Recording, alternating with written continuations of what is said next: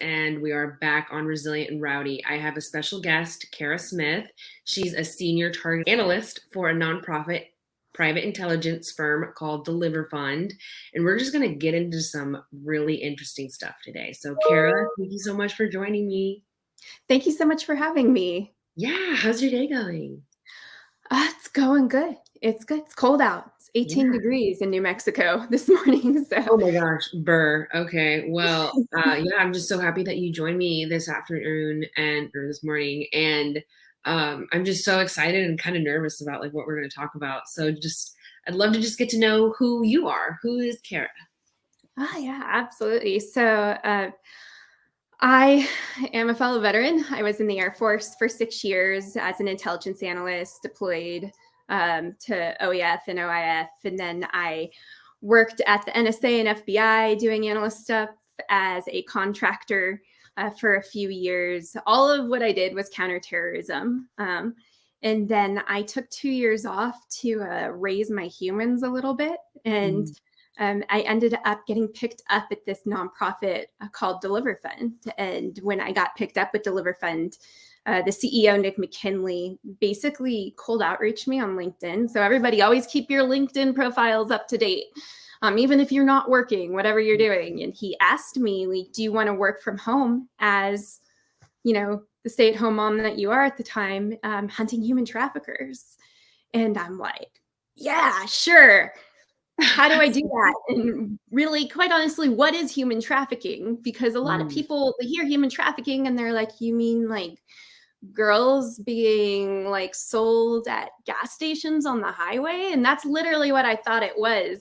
And come to find out, the nonprofit itself is not like a lot of other nonprofits that work human trafficking, which is they usually work after the fact and help take care of survivors.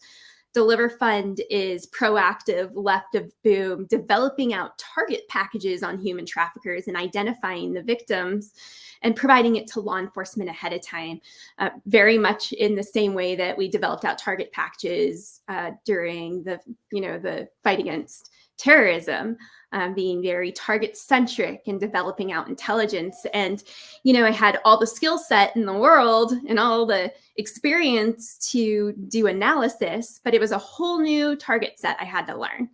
And it was eye-opening because human trafficking isn't what I thought it was. It's much more prevalent. It's not a hidden crime. It's right out in front of your face wherever you go. The influences that allow human trafficking to happen and cause human trafficking are things that we all partake in and don't even know it. And 4.5 years later, here I am, and I've watched the company grow from 5 people, including me. And now we have over 50 employees all over the entire country, working with dozens and dozens of law enforcement agencies, embedding in operations, assisting with intelligence, leading to the arrest of traffickers. That inevitably, when you take out the trafficker, the victims are offered the opportunity and afforded the ability to receive services and get out of the situations they're in. And so that's our whole goal. And that's what I do. And that's who I am. Wow, I am just really impressed and just blown away by your background and again like what your job really entails, because it can feel so vague and just like this huge broad topic, and especially like how you said that sometimes it's like right in front of our face. Wow, that is such an honor and such a cool job, honestly. Like, you get to take out the bad guys, really. Like, you get to help take out the bad guys. Like, I just think that's okay. But so do you want to dive into what you've seen and how you said that society plays a role into this? Like, I think I want to open up that conversation, because I feel like some folks are just in denial or aren't aware. So even, whatever advice you can have for people to keep their eyes and ears open. And really, again, like the awareness, like it's like you don't want to see it, but like, it's like as much as there's good in the world, there's the bad. So Yeah, exactly. So I think first what we need to get into is what human trafficking actually is. So I think that because of mass media and social media and Hollywood, when you hear human trafficking, you think girls being brought over on shipping containers, or children being stolen out of stores from their parents' arms and sold in basements. And it's not that at all. Mm. Human trafficking is when a human being is being exploited for a profit. And there's so many different ways that can happen, but the main two primary forms of human trafficking in the United States are labor trafficking and domestic sex trafficking. And there is some trafficking, what is brought in from out of the country, but a majority of the trafficking in the United States is happening here in the US to American citizens by American citizens. And most prevalently, the domestic sex trafficking industry is happening all around us all the time. And it looks like to many people what they believe is just prostitution. And Mm. so the reason why that is, though, because there's two totally different things. Prostitution and human trafficking are different things. Prostitution is a willing person who is selling their body for illicit activities, but they're doing it willingly and they're keeping all the money. Where it becomes human trafficking is if they're being forced, coerced, or frauded into that act. So if somebody is convincing them to go do it and then taking the money from them, forcing them to go do it, threatening them to go do it. And then the kicker is if they're under the age of 18, forced fraud or coercion does not matter. They're under the age of 18. They have no option to sell their body because they are a child. And a lot of times, the majority of it, even if they're under the age of 18, it's because they've been manipulated and coerced into what they're doing because of the situations that they were in. And so the way you see this happening here in the US is illicit online ads that are sold as escorts online. And when a purchaser goes to hire their prostitute, these victims are being sold side by side with willing sex workers, and you don't know the difference. And half of the trafficking victims that are being sold are actually minors when it comes to the statistics that we have to work on. So it's happening when you walk through the hotel and you see the younger girl with the older man, and then you see a shady dude sitting in the corner watching all of it. That's her trafficker making sure that she's making the date and going upstairs, right?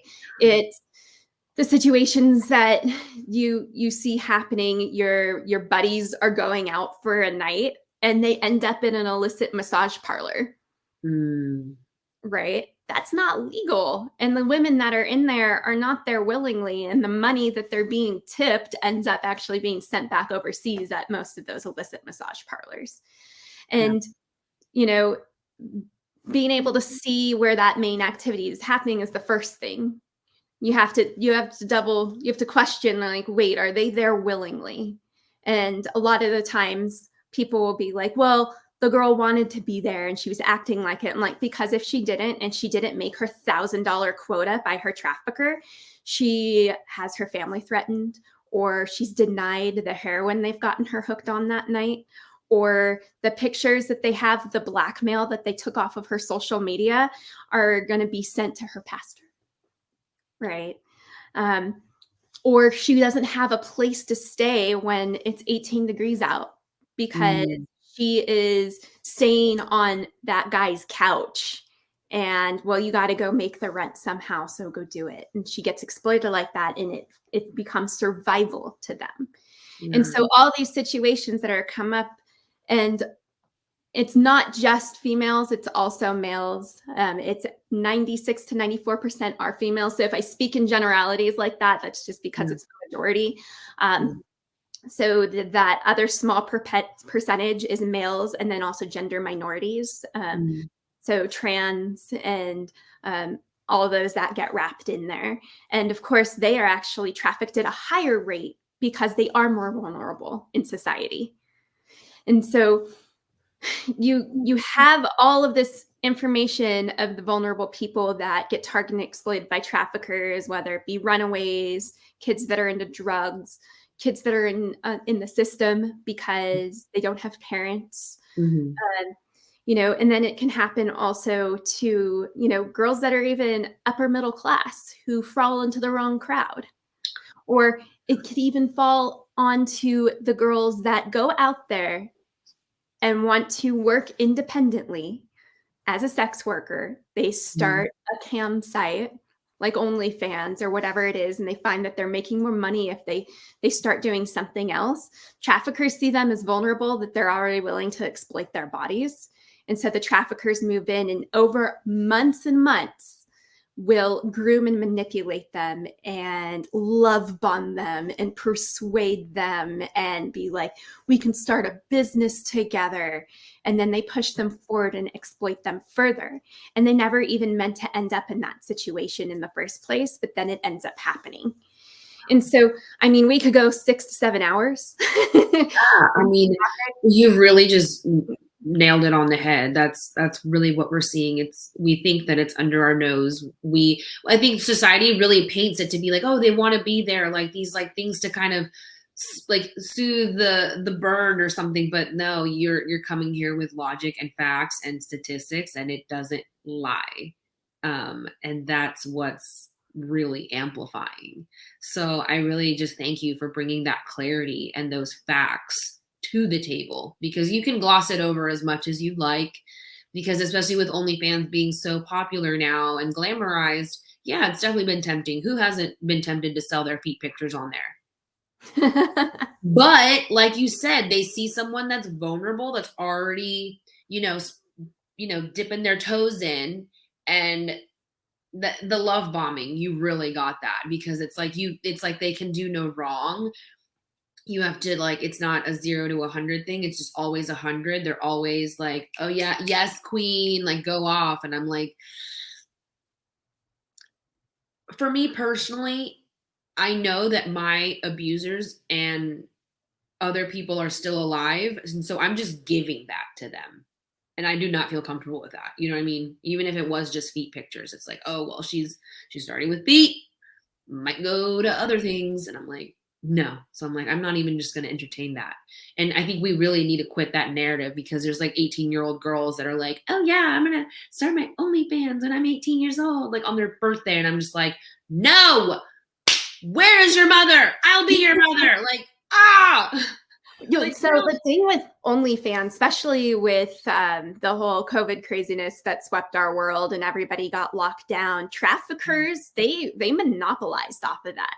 Mm. They went ahead and then they're like, we're going to have to digitally market our products a little bit harder. Like, first, the fact that they used to just sell them on the streets in the red light district and was good money, but then they were able to quantify what they were doing with, the smartphone and applications and different things, and even have girls traveling the country for them and sending them back through cash payments. But then Mm. when people locked down, OnlyFans really blew up for everybody, right? That was involved with it.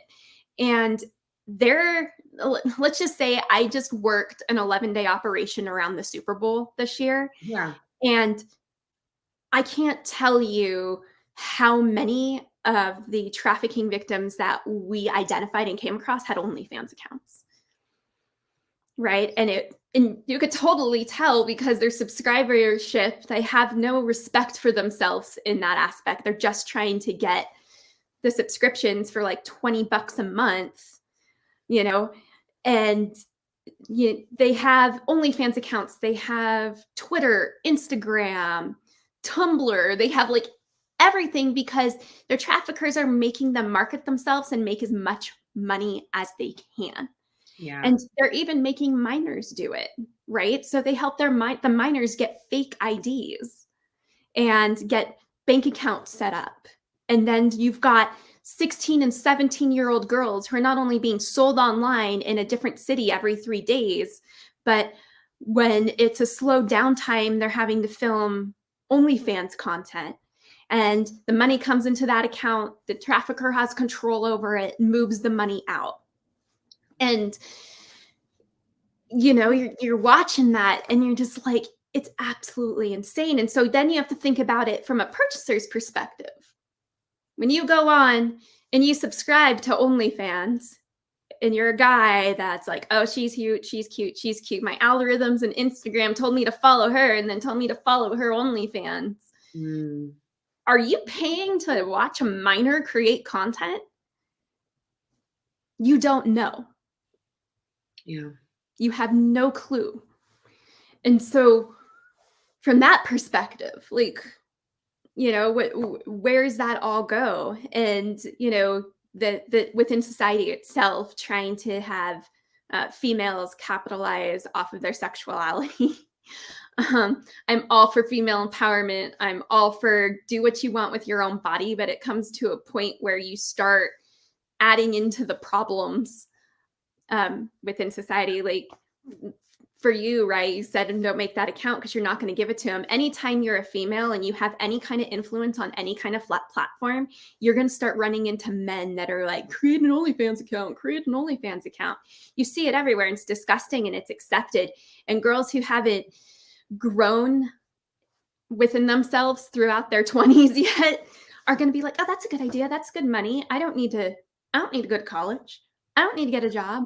I can make $300,000, $400,000 a year by exposing myself on the internet.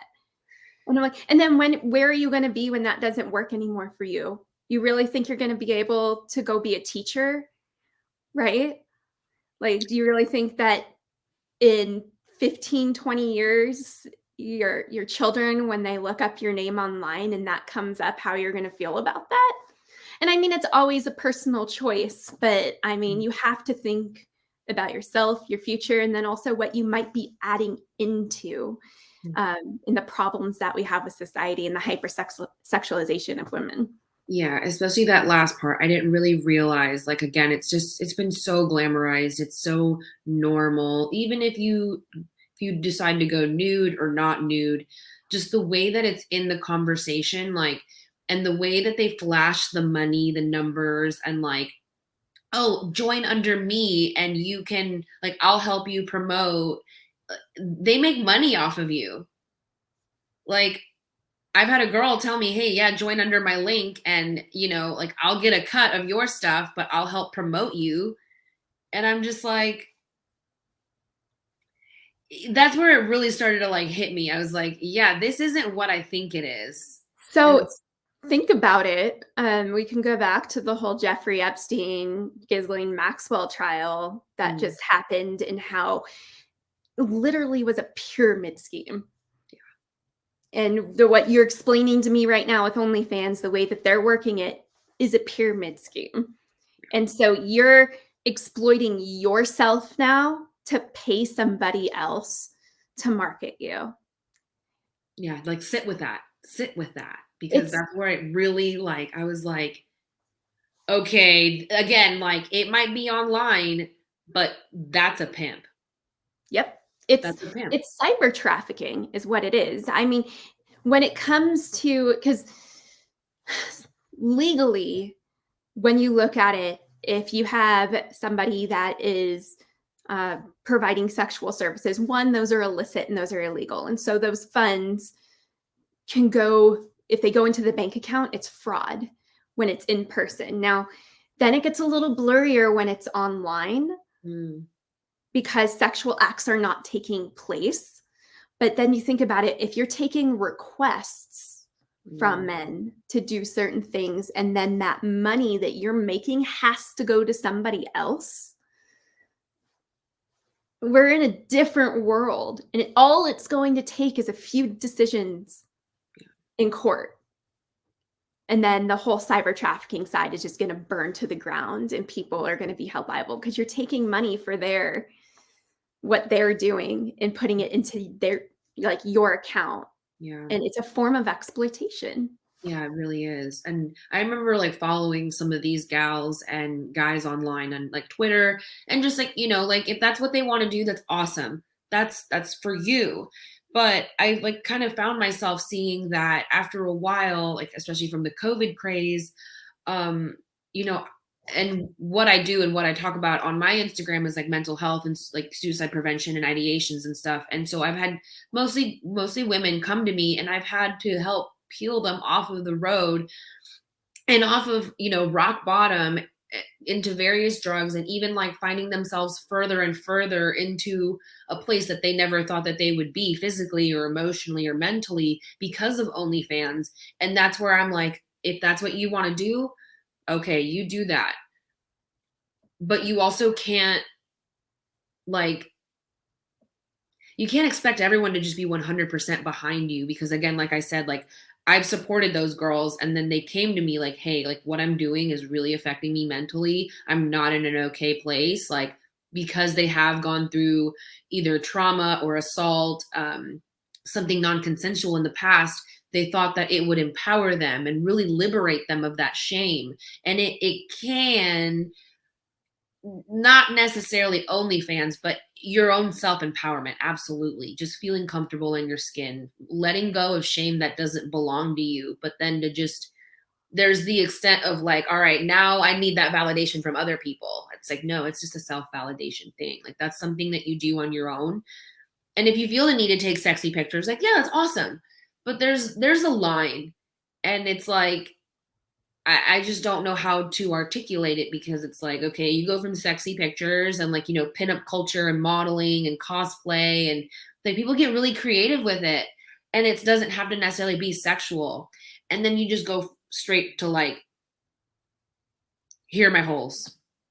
I think there's a very fine line between art and like vulgarity. Yeah. There's some beautiful art that you can make out there, showing off your femininity and who you are. But that, for some of those girls, they figure out it only makes them so much money. And then they go further because the money then becomes more of a draw than expressing themselves. And so there's that fine line. And it's like, are you going to cross it? Are you going to be able to stand strong to your morals and where you are? We work with survivors directly at DeliverFund. We have several survivors on staff. We consult with them. They train law enforcement with us. They show up on operations with us and assist. Every single survivor that I have ever come across and worked with, they, at some point after they had been exploited, after they'd gotten away from their trafficker, they fell back into sex work. Because they didn't think they were worth anything else. They liked the money, or they needed the drugs that they were addicted to at the time. And every single one of them will tell me, like has told me, and they will tell you, is when you're a 5-year-old little girl, you never dream about selling yourself for a living. That's not something you ever want to be when you grow up. And you pointed it out perfectly. Girls, a lot of them that do get into it and then cross the line from art to something further, they've been traumatized in the past, whether it's sexual traumatization, sexual assault, or if they've been in certain situations, and they get into this work and they have not healed from their traumas. Yeah. Because if they had healed from their traumas and had forgiven themselves, they wouldn't be putting themselves in those positions anymore, because they know that it's picking the scab of an open wound when you go back to that. And it all comes, full circle to men that are exploiting you. Yeah. Even if it's your own power, the men are still using you. Even if you're empowering yourself. So even if you're not on OnlyFans, maybe you're doing it on Instagram or whatever it may be, and you're putting those pictures out there to get that validation. As much as I know a lot of men are coming around and figuring out that they can be part of the solution and not the problem, men inherently are genetically driven to be visually stimulated creatures. Yeah. And you can't tell them, no, treat me with respect, empower me, and then come out and throw nude photos at them and demand that respect. And like, it's a line that gets crossed, and it's a fine line, and it's not victim shaming or blaming in any way.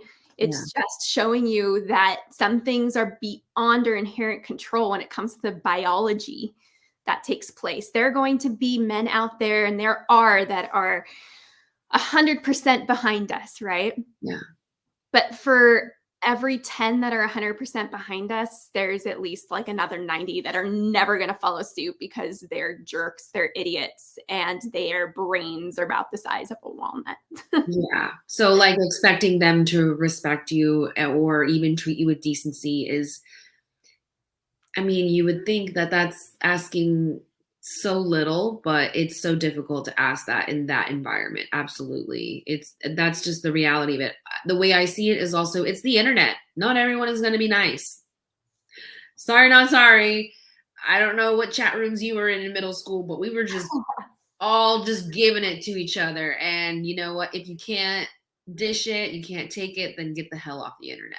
That's all I'm gonna say is that I can't just blindly follow women anymore because I have my own things. I've been betrayed in my own ways. And also just yeah, they'll just turn around and use it against you or what have you. So just it's not part of the feminist movement that we think it is. As much as some people don't even like that word, for me, I'm just gonna say like feminism, or at least just someone telling you no or otherwise. Like you just hate to see that there's another perspective that doesn't fit your bias because you're just in la land. And I'm like, that's great, but when you fall from grace, shit's gonna hurt. And I want to be there for you to help pick you up off your feet, but like they're just playing with fire. And at some point I just have to like draw my own boundary, like you do you, sis. But there's pros and cons to everything. You just can't glamorize it like you think like. And the internet isn't real. Like I've seen the realities. I see what y'all post, and then I see what y'all are living in real life, and it's not pretty. As much as you try to make it, it's not. And I'm just tired of it because, especially like you said, and how I have said too, like because I've been through some childhood trauma. So that's me telling me like, hey, okay, you went through this, don't worry about it. You can just be a sex worker. Like you can, be a stripper. You can do whatever on OnlyFans. Like who like no, you are so much more. You are capable of so much more, and you are more than your body. Like amplify that in your art, if that's how you want to like creativity, like show off your creativity and all that. And just it's so beautiful, but then there's that line, and it's so tempting, but don't let it, because the consequences of that are far more severe than we think.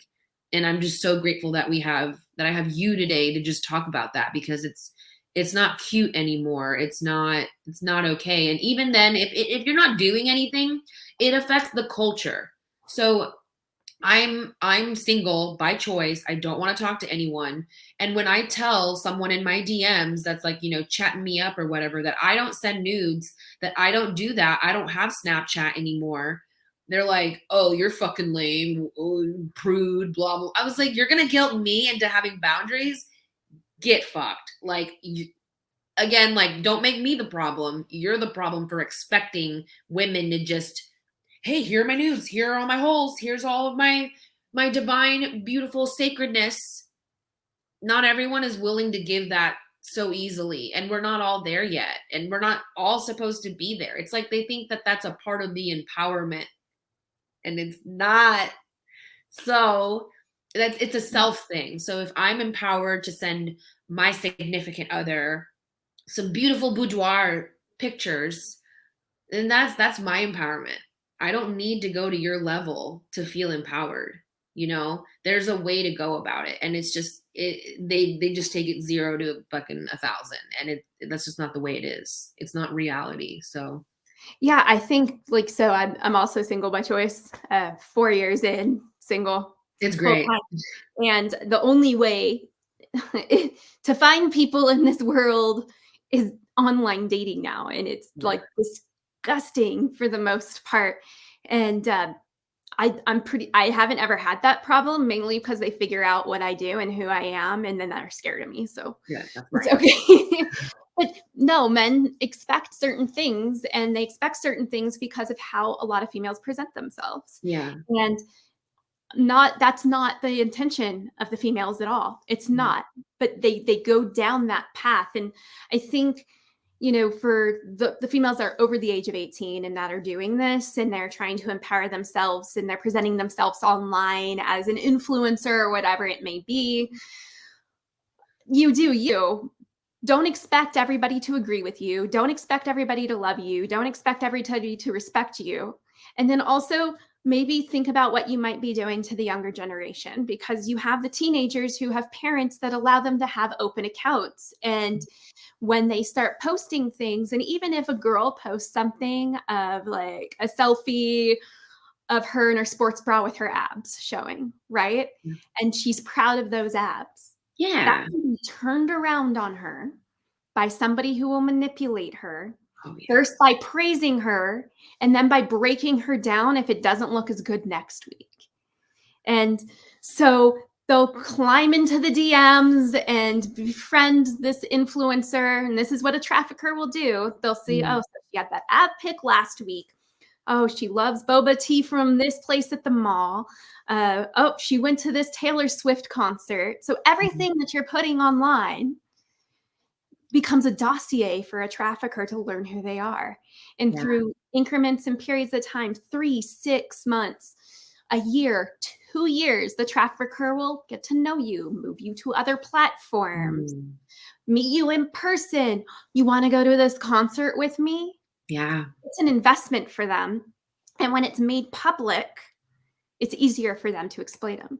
They're Yes. looking for a girl who is mad at their dad to step in to those daddy issues and pick her up, build her up, then break her back down and build her back up the way they want her, to where Mhm. she will bring in the most money. And that's even if he ends up convincing her just to start an OnlyFans account so that they could stay at home and do whatever they want and go out and buy a Fendi purse and eventually go out and buy that nice car and whatever Mm. it may be.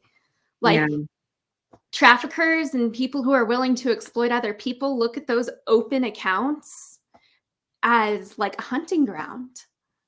And they like there's even manuals for traffickers, right? Where you can find a girl anywhere. You can find her at the mall, you can find her at the YMCA, you could A find her target. and you should always be hunting for them is how they play it. You Yeah. should always be looking for the opportunity. I have accounts that I infiltrate traffickers' accounts with.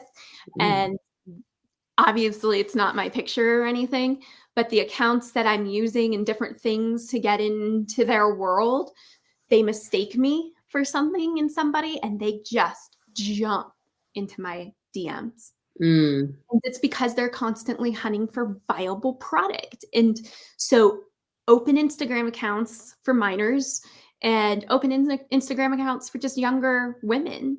Like, Mm. there's girls that I know that have those kind of accounts where they're at the gym doing 10,000 squats and then they're in a thong bikini the next day in their pictures or whatever. And then they're on vacation and in the water trying to influence. And I'm like, so how many of these men fitting this description have been in your DMs this week? And then they end up stop talking to me because I point out that they're being targeted by traffickers because of how they're putting themselves out there. Yeah. And it's like, you shouldn't have to deal with that, but that's what ends up happening. And you're Exactly. not even going to think that they're human traffickers. You're thinking that they're these guys that want to be sugar daddies to you, or they're music producers, or Yeah. they're photographers. And that's the way they'll Mm. present themselves too. There is one single trafficker that I have been hunting down for years who slips through the cracks because he's very, very smart and he presents himself as a photographer. And so Ew. he takes those boudoir photos and this and that. And then he's like, you know how much you can make a lot more money if you do this. You can make a lot more money if you do that. He has like 350,000 followers on Instagram. And so he has this influence, right? Yeah. So when he slides into those girls' DMs and then goes, whoa, look at him. And gives them that like that heart drop when it's like when that blue check mark slides into your DMs, or somebody who has that much followers, anybody who has a social media account for a second goes, whoa, did that just happen? It's a Right. it's a dopamine dump.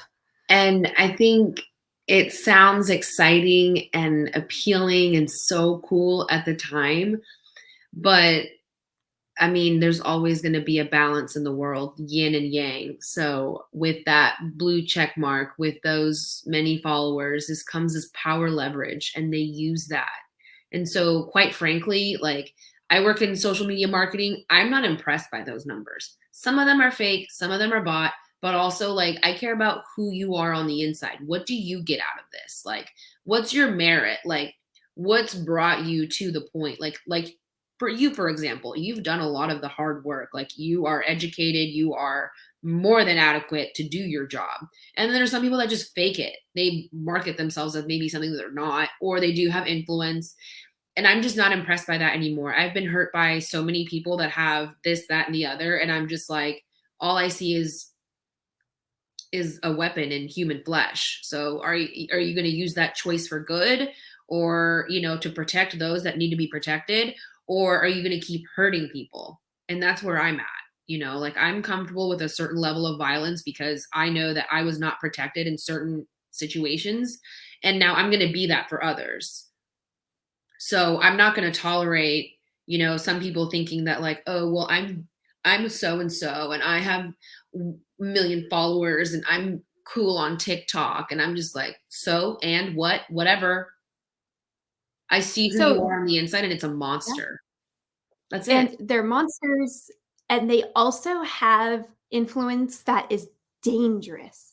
Yeah. So a lot of influencers try to like influence to do good or promote themselves to make money, but there's one particular there was a female who gets into the anti-trafficking space, and they think they're doing good. And she ended up blasting a trafficking victim who had been beaten by her pimp on social media, and put up that victim's Instagram account with the name showing. So then her 62,000 followers jumped into the trafficking victim's inbox, which her trafficker fully has control over. And so then her traffickers like going, "What? You're not trafficked. You're my hoe, and you make money, and you choose this life." Then she just disappeared because that woman probably got her beaten to a bloody pulp, where she had to end up going to the hospital and having to be, rehabilitated for weeks and weeks. So then till her trafficker could sell her again. Yeah. Like there's a responsibility of what you share and what you do. Yeah. Like, and the reason why that woman did that, because she thought she was doing the right thing by raising awareness, but she has never sat by law enforcement during an operation. She never even stepped foot in the United States. Like she just saw that trafficking went, like the trafficking narrative went crazy. And she hopped on board. And she hopped on board and she posted something and it got viral and it brought in 60,000 people. And then she just went with it. And she's like, "I uphold survivors, this, and that." And it's like, you're going to get somebody killed. Do you not understand what you are doing? Like, until you have worked with people in the field, until you have studied, until you have taken courses and, sat down with survivors and have them direct you on best practices, you shouldn't be out there doing that. That's not how you can make that difference. There's many other Yeah. ways you can make that difference, but getting on a social media platform and doing something, it can be really dangerous. When people tell me they're not on social media, I go, "I want to be you." Yeah. Yeah. Right.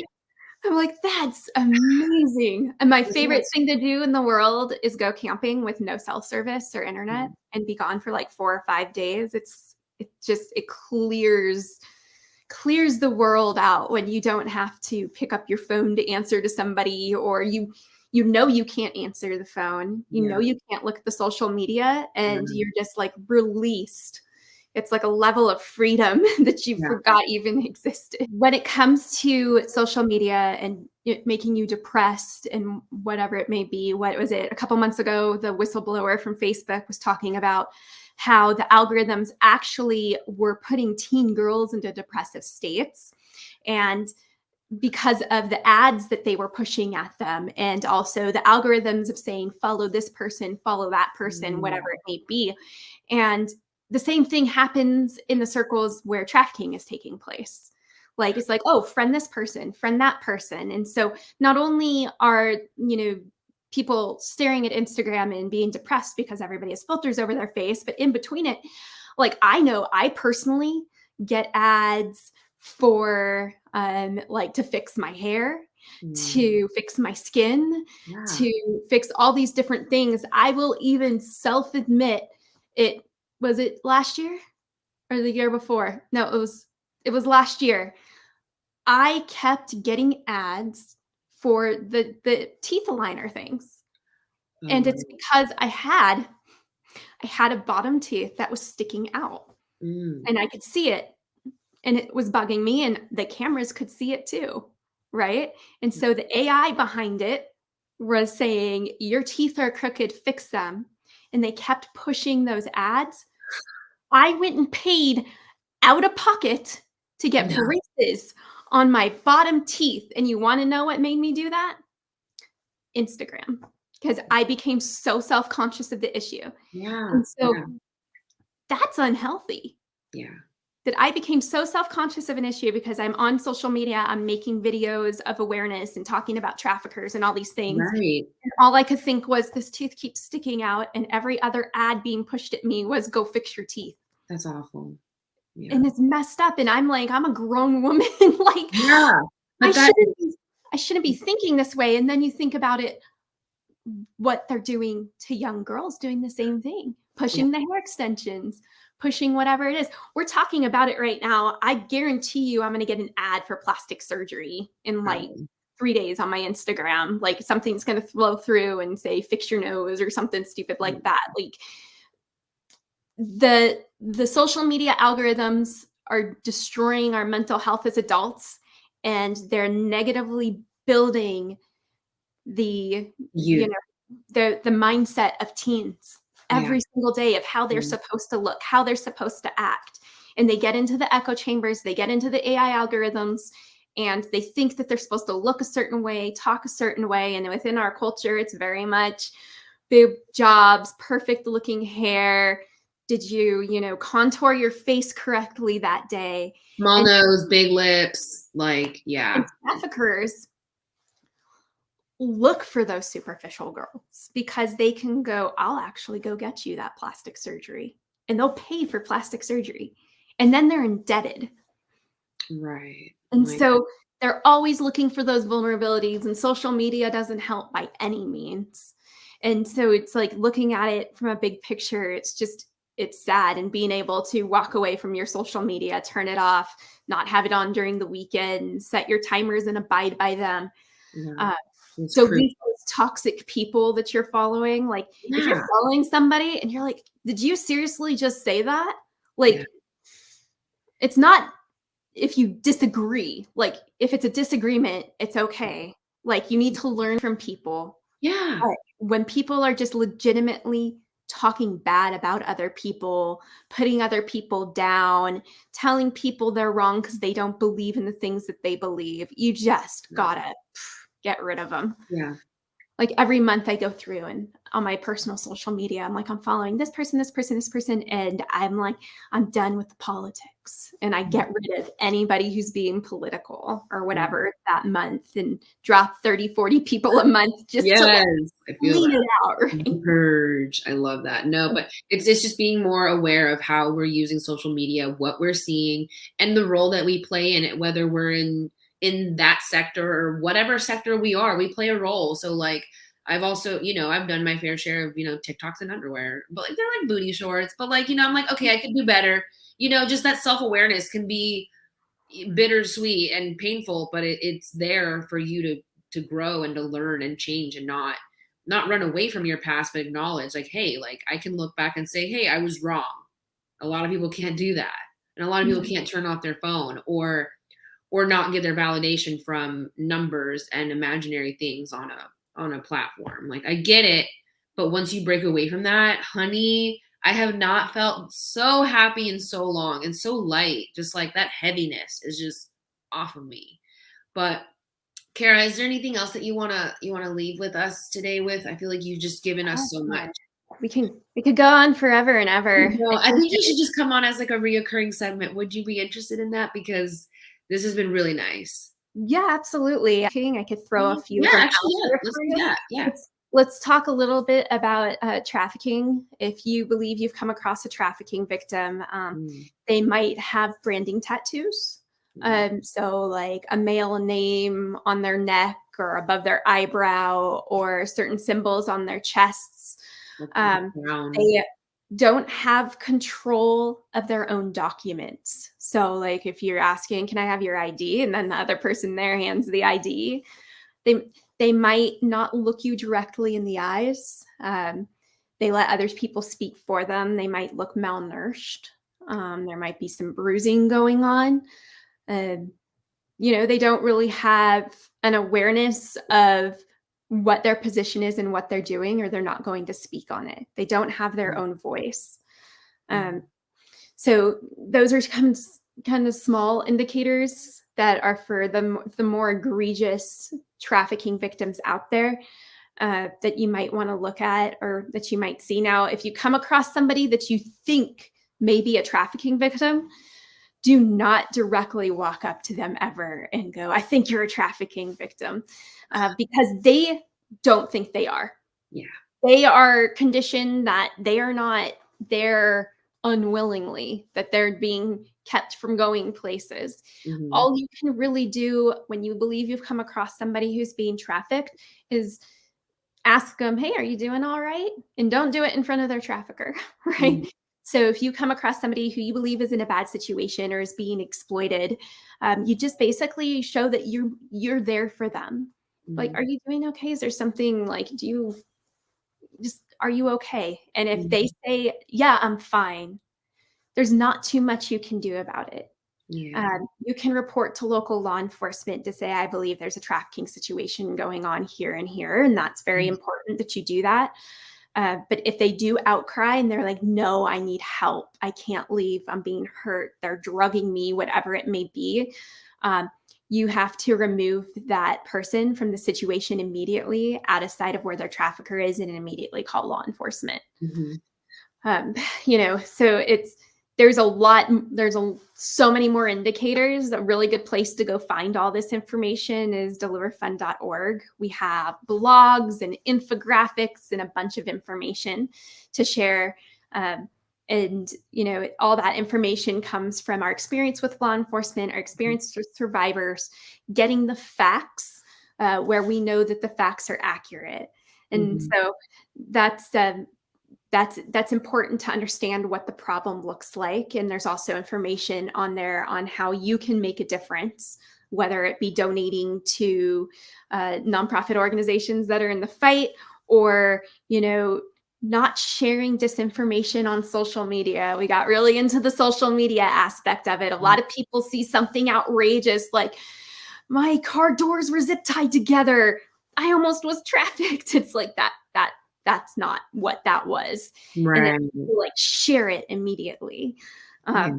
So when you come across something that people claim to be human trafficking on the internet, make Mhm, sure you do your research. Go back to credible sources to see if it's true before you share it, because disinformation is one of mhm, the main ways that you can fight against us when we're trying to fight for something good. Because mhm, one of the main things that we have to do in a community, like in the anti and counter trafficking community, is share the information at scale that is accurate and reliable, wow. because it's the myths that are out there and it's the disinformation that's out there that make things harder. Because if Yeah. people are looking for zip tied doors and children in basements, they're not going to be looking at the girl sitting in the hotel lobby at 3 a.m. getting up to be picked up by her trafficker outside. Yeah. It's like a fog, and so clearing that fog can really help. y'all do your job and really see right from wrong and like what's really going on and what isn't. So that's awesome. Thank you, Kara. And yeah, especially since we just like had the Super Bowl, like I know that was a big thing. Just I really appreciate you coming on here and sharing like your knowledge. Like that just it means a lot. And yeah, I really want to have you back on again too. So Yeah, absolutely. I'd love to. You can follow me online, Kara _ the _ Huntress on Instagram. okay. Also follow DeliverFund. It's at DeliverFund off of all social media platforms. We actually archive my stories where I actually show traffickers out in the wild doing their own things on our YouTube channel. It's called Hunting with the Huntress, and there's a couple hours of Instagram stories, and you could just watch and see what trafficking looks like and how it happens and how grandiose these traffickers are on social media over on the YouTube channel. So, There's a YouTube channel. Okay, yeah, I'm gonna link all of that. Thank you so much. Oh my God, I didn't know about the YouTube channel. I'm so excited.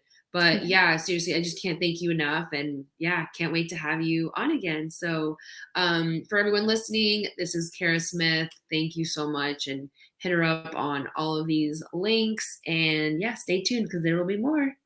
thanks for having me.